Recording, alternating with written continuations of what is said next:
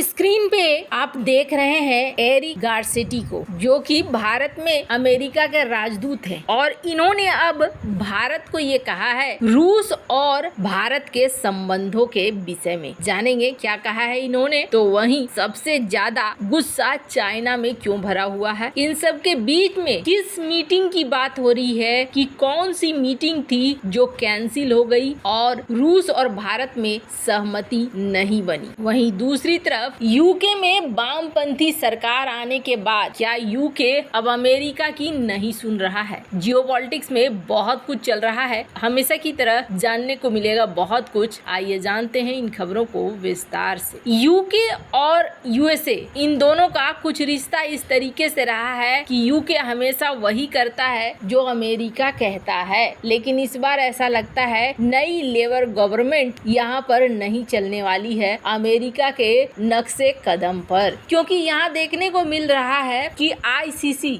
यानी कि international criminal court इन्होंने नेतन्याहू के खिलाफ अरेस्ट वारंट निकालने की बात कही है। और जैसे ही ये बात सामने आई है, यूके के ऊपर अमेरिका का प्रेशर पड़ना शुरू हुआ है। यहाँ पर आपको ब्लॉक करना है। अब चूंकि सरकार बदल चुकी है, लेबर की जो पॉलिसी है उस पॉलिसी के अनुसार कई सारी चीजें बदल रही है। गाजा मामले में भी इनका रुख बदल रहा है। ऐसे में आने वाले समय में क्या यूके यूएसए की सुनता है या नहीं सुनता है, ये देखने वाली बात होगी। वैसे दोनों के रिश्तों में थोड़ा बदलाव तो जरूर देखने को मिल रहा है, पर किस हद तक यूके जाता है ये देखना होगा। वहीं दूसरी तरफ एक बड़ी चीज निकल कर आ रही है। जैसे ही राष्ट्रपति पुतिन और पीएम मोदी मिले हैं, इसके बाद से यहाँ अमेरिका में एक अलग ही हलचल मची हुई है, चाइना में भी एक अलग हलचल मची हुई है। प्रधानमंत्री नरेंद्र मोदी की 2 दिनों की रूस यात्रा पर अमेरिका सहित पूरी दुनिया की नजर थी, लेकिन नाटो की जब बैठक हुई तो नाटो के बैठक में चाइना के ऊपर आरोप लगा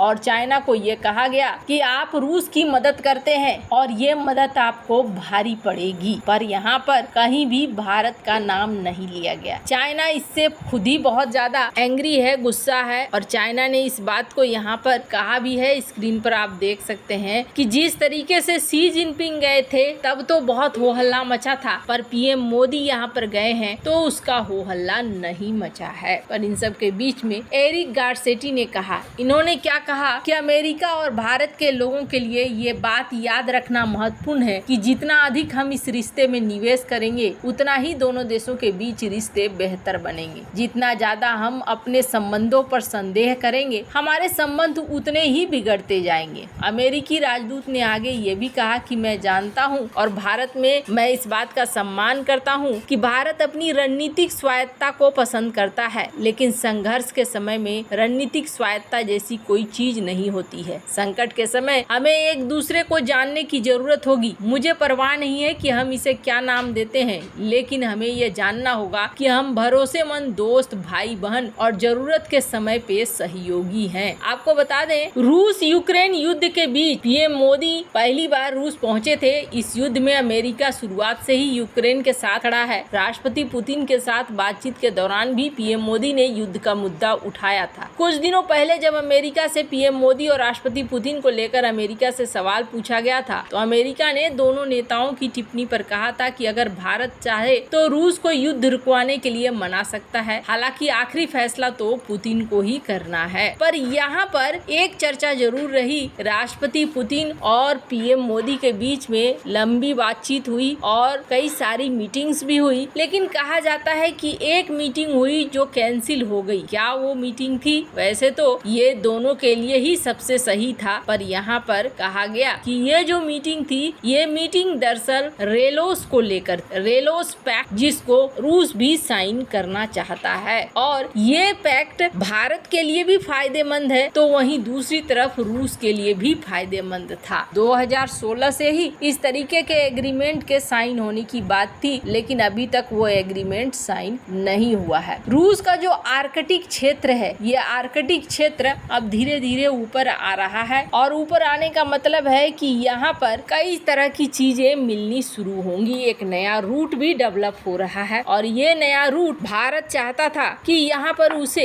एक्सेस मिले और भारत अपने युद्धपोतों की तैनाती भी यहाँ पर कर कर सके, व्लादिवोस्तोक और ईस्टर्न इलाके में भी भारत पहुंच सके। और इसके लिए ये दोनों ही 2016 से ही बातचीत कर रहे थे। इसका नाम दिया गया था रेलोस, लेकिन अभी तक इसे साइन नहीं किया गया है और अभी ये बात ही चल रही है। वैसे बहुत सारी डील हुई है, लेकिन यहाँ पर अभी तक ये डील आगे नहीं बढ़ी है। और ये डील आगे नहीं बढ़ने के पीछे कारण बताया जा रहा है कि अगर भारत को आर्कटिक क्षेत्र के इन बेसों का एक्सेस मिल जाता है, पोर्ट का एक्सेस मिल जाता है, तो फिर रूस को भी ठीक वैसा ही एक्सेस भारत के बंदरगाहों को मिल जाता है। अब भारत ने लेमोआ, कैमकोसा जैसे एग्रीमेंट साइन किए हैं। न सिर्फ इतना बल्कि अमेरिकी हथियारों को भी खरीदना शुरू कर दिया है। और जब अमेरिकी हथियारों को भी खरीदना शुरू कर दिया है तो अमेरिका के साथ सीधे अभी खास तौर पर इस एग्रीमेंट को साइन करके पंगे लेना ये बिल्कुल भी उचित नहीं होता है। और कहा जा रहा है करीब ये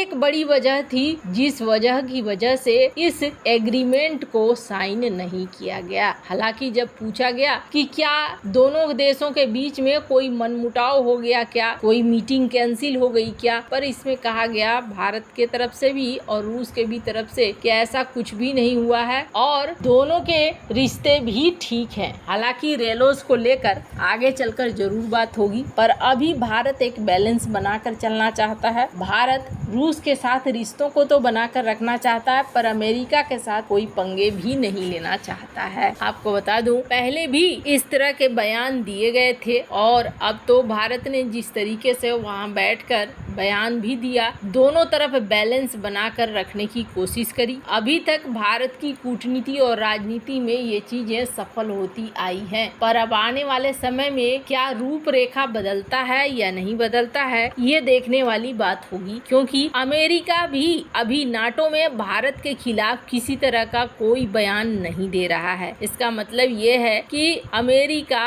भारत के इन कूटनीतिक फैसलों को समझ रहा है, कहीं न कहीं मौन समर्थन दे रहा है, क्योंकि चाइना के तरफ पूरी तरीके से झुकाव होना बिल्कुल भी सही नहीं है। पर यहाँ पर रूस और चाइना के जो संबंध है वो बहुत ही ज्यादा रडार में आ चुके हैं। नाटो की जो बैठक भी हुई, उस बैठक में भी बार इसी बात को कहा गया कि चाइना को लेकर हमें नजर बनाए रखना है। वैसे आपको क्या लगता है, इन सब मामले में आपकी क्या राय है, कमेंट कर जरूर बताएं। जल्द मिलते हैं अगले वीडियो में नई खबर के साथ।